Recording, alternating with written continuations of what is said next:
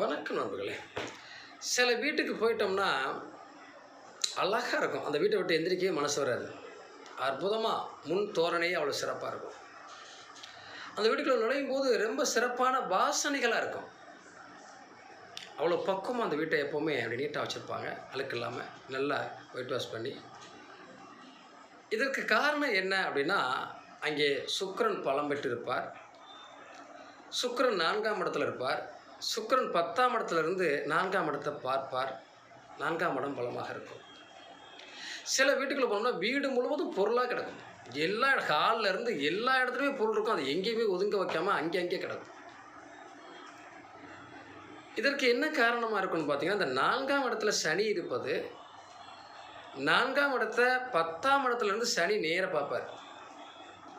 இந்த அமைப்பில் இருக்கக்கூடியவங்க அந்த வீடு முழுவதும் பொருள்களை சிதறி போட்டிருக்காங்க. நீங்கள் பார்த்தீங்கன்னா நல்லாவே தெரியும்.